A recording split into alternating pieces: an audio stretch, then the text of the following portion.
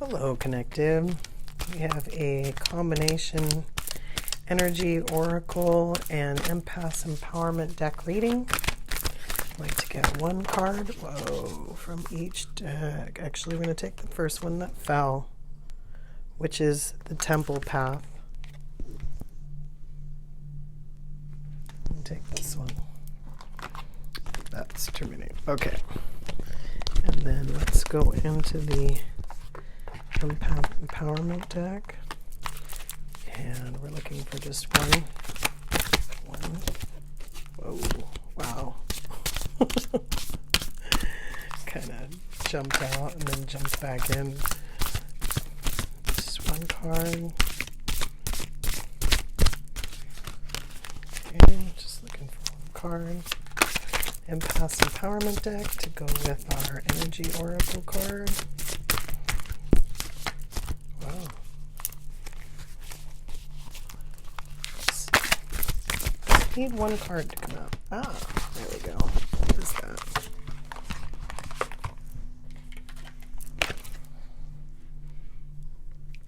Make peace with uncertainty. Let me read Make Peace with Uncertainty. It may take a while to find clarity about a situation. Be patient. Know that invisible healing forces are at work during this phase. And while we're talking about this, let's just read the Temple Path.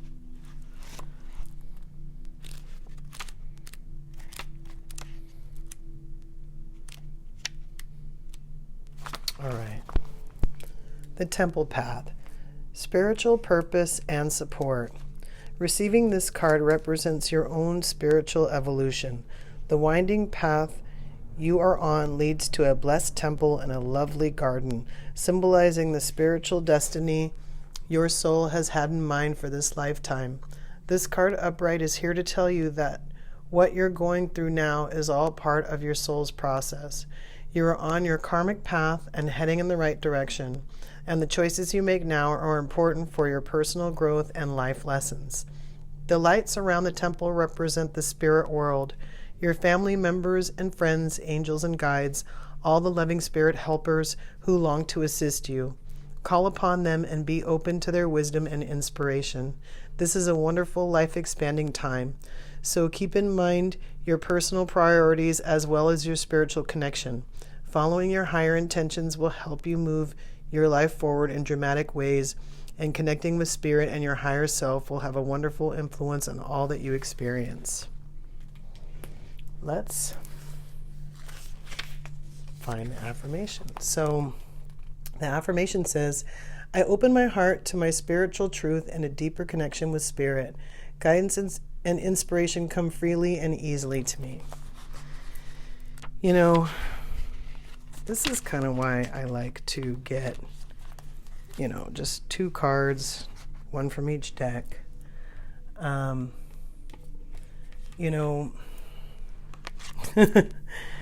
mean, these two coming out together, making peace with uncertainty, and the Temple Path, it's interesting. I just had a thought. Sorry, my mind works kind of funny. But, as I'm getting ready to talk about this, I had this idea that, before I did this reading, that I asked my guides to, if we could talk about things that are kind of important, but like not heavy. And this is one of those things. So it is kind of cool that we got one card each, and that, we can truly, get into this. Because I feel like if these two cards hadn't come out together, there's a possibility that this particular topic might not have come up. So this is where I'm going with that whole long story. So a lot of people think that, when they're on their spiritual path, when they're on their road to wherever it is that they're going, when people envision a road, a lot of times they envision like the beginning, the middle, and the end, sort of. Like if they can't see it, and then it becomes a little bit more scary. but they still kind of like go, well, where is it going to end, or at the how does this end, or whatever, especially if it's uncomfortable or hard. Maybe looking for the end of that path, that spiritual path. And the only reason why I can laugh about that is because there's many different lighthearted ways to look at that, what I just said. But realistically, yes, you did make a path. You and your guides and everything before you came down here decided, kind of what your spiritual path was. Okay? But it's not so specific that you don't have choices. So, you could be following your path, your spiritual path, and still doing what you want to be doing. And when you're doing what you want to be doing, and you don't get the feedback, I guess is the right word, that you want to get because you want to make sure that you're on the right path or whatever, you might start to feel like, oh, maybe I'm doing it wrong. No, it's just like in any other experience on this planet, in this life, there's going to be times when you're just working on something, you're just going to be moving towards something. And so basically what these two cards are telling me, well, let me finish explaining the other thing that I'm explaining. So the thing is yes, your spiritual path was, chosen by you, for you, but not specifically. So what you really want to do, and it took me a long time to learn this, in my spiritual awakening, is you kind of want to focus on the things that you want to do. So when I first started my spiritual awakening, I did take advantage of the fact that there were certain things that I wanted to learn about, and I dove into those things. So yes, I was like, you know what, I'm going to learn about this, I'm going to learn about this, I'm going to learn about this. I have a reason now, I can apply it to this and this and this. And so I did that. So that was fun for me, but it was also indulgent. I kind of felt like after a while, like, oh, I'm supposed to be doing something else, but I didn't know what that thing was. And I sat around kind of like, well, why don't you give me a sign? Let me know what you wanted. In between there, I did some other stuff. Like, even before my spiritual awakening, I had made some choices of things that I didn't need to do in my life, but I did it for me. And then, during my spiritual awakening as well, I was like, you know what? I want to do this. I don't know what I'm supposed to be doing in my in my spiritual awakening. I don't know how I'm supposed to be of service, but you know what? I want to do this other thing for me. I'm just going to do it, And then, later on, you kind of find something else, like some kind of thing in your spiritual path that you enjoy. Like, say you just love meditation. You're like, I love meditation. I could meditate all the time. I can meditate all day long. Sometimes I just want to meditate instead I go to work, right? And then you're still kind of like, I still don't know what I'm supposed to be doing in my spiritual path. I don't know. Well, remember that thing that you did for yourself just because you wanted to, because you felt like that was something that you really enjoyed, and this other thing that you chose to do in your spiritual path that because you wanted to, that you did, that's what you're supposed to be doing.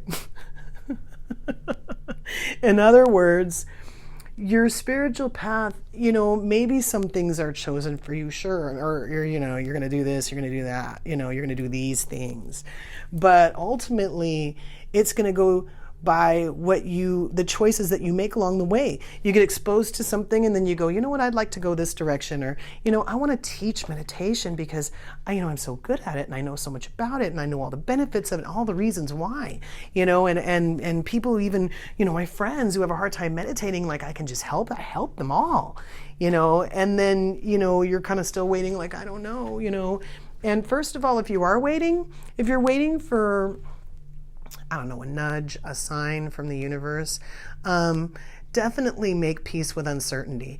Sometimes, in every situation, it doesn't matter what it is, you're waiting for divine timing. Why? Because sometimes the right thing, when it comes at the wrong time, is not a good mix. So it can be, that's why sometimes people get kind of confused in relationships, because it's the right person, wrong time. And then they go, well, that's not the right person, and it's not necessarily true. And sometimes it's not the right time. It's like, a move or something, but you just know you're not ready. Not even like money-wise, but you just know you don't have the energy to like do all the planning and move all the furniture and do all that stuff. And you just know, it's not the right time. Like that's when you honor that, when you go, well, it would really be easier to move during this time. If I wait till when I'm really going to be ready, it's going to be a bad time, and all this stuff. Like, it might go not so smooth if it doesn't go badly. And you knew later on, you'll be like, well, I knew it wasn't the right time. Just be comfortable with, when am I going to move? When's it going to be the right time? Like, I kind of plan it now, but then, later on it might change a little bit because something might happen. And I might have to make another decision and put it off a little bit, or I might have to go sooner because I all of a sudden I see these things happening. But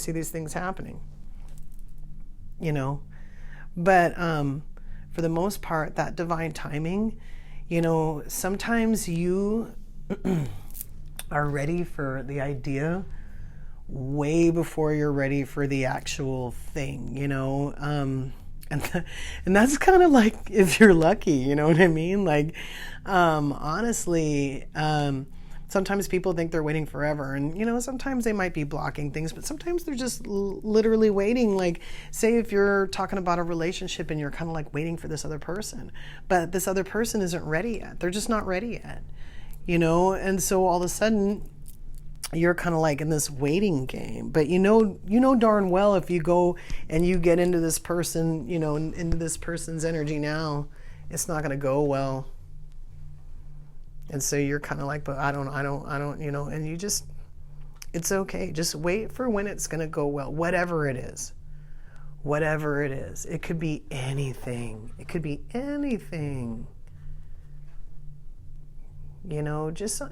Especially in a spiritual awakening, because you're kind of like, I don't know what's happening. I don't know what's going on in my life. I don't know who I am anymore. I don't know. I don't know. I don't know. What in God's name am I looking at right now? Sorry. That's my personal experience, but it's a lot of uncertainty. And if you're one of those people that needs to control everything, it's going to be really rough for you. You're going to have to understand that, things are going to happen when they're going to happen, and they're going to happen at the pace, to a certain extent, the way you want them to happen, as far as how you're going to receive the information and the lessons and where you're going to take those choices that you have. You can choose to not deal with this right now. And you can choose to force things because you don't want to make peace with uncertainty. You're like, I'm not going to do that. I need to move forward. I can't sit here and be stagnant. Well, first of all, I want to point out that not in all cases is a lack of movement being stagnant. Especially when you're talking about a person, because people can be not moving and still be working internally and be doing like a lot. So it's one of those things where it's kind of like, you can't use the word stagnant. Like even if you're really not doing anything, you're kind of like sitting around, you're in a spiritual awakening, you're like, I'm not doing anything. I could sometimes feel the things around me shifting. Like I knew I was like, something's changing, something's moving. It wasn't that anything was happening in my life. My life was really quiet, but it was like I could feel the movement around me. And I remember even one time my spiritual advisor was like, things are shifting around you. And I was like, I know, I could feel that. I'm just hanging out. I'm in the eye of the storm. I don't even want to mess with that. I'm just going to hang out. See what happens. And you can just be, you can truly be, to the point where, a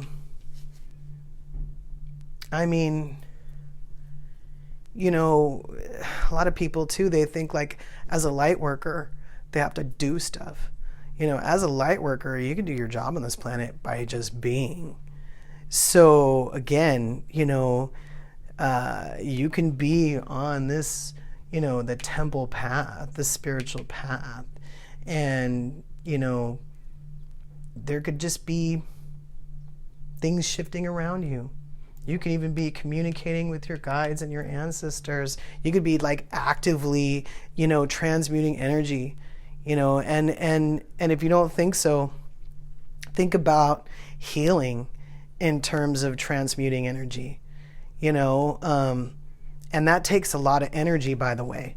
If you got a bunch of stuff to heal from that's really personal, that's very painful, even if you do it in a way where you don't relive everything, you're still going to be most likely tired, exhausted. It's somewhere in shape or form afterwards.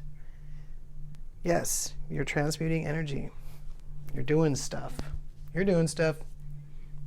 So even if something happens in your spiritual awakening, you don't know what it is. You go, oh my God, what? First of all, have no fear. Just understand that there's something that you're not sure about. There's probably a couple things in my spiritual awakening. I don't know if I figured it out since then, but I remember telling my friend, I still don't know what that was. So, just be okay with that. I mean, if you really want to look into what you're uncertain about, it could be a lot of things too. Like you could be in your spiritual awakening and be like, I don't understand what's happening right now. I feel disconnected. I feel like I'm alone. You can look that up and get the information that you need to get to at least get yourself to a point where you can understand that, I'm in this stage of my spiritual awakening. This is what's going on. Okay, so I'm still uncertain, but at least I know, why I'm uncertain. If you need to go in that route, you don't have total lack of control of anything, including your spiritual awakening. And actually what this reading is really telling me is that, if you're not sure if you're on the right path, then I suggest that you ask yourself, am I following my greatest excitement to the best of my ability without any expectations of the outcome? And if you are, you're going to win every single time. Every single time. You're going to win because you're doing it right. You're using the law of attraction to follow your passion. And yes, you can do this and still be of service to others.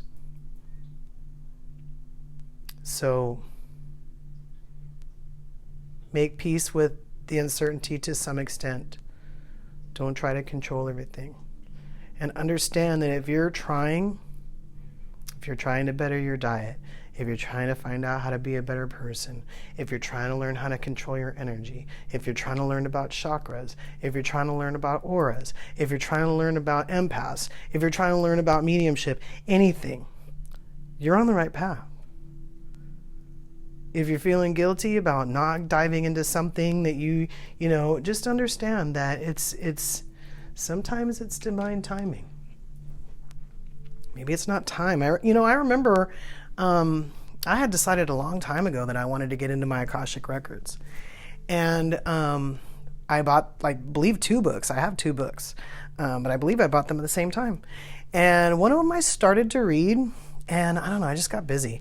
And this was during a time when I was reading a lot. I should have just blown through that book, but I didn't. And then it would be another year and a half, at least, before I would go back to that book.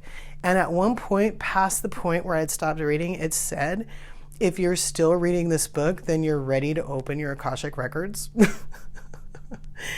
And it was when I first got the book, I thought it was just going to tell me how to, what the Akashic records were and all this stuff. I didn't think it was going to tell me how to actually open them. And I even knew that I had this book in my possession that was going to tell me how to open my Akashic records. And I still somehow managed to put this book down.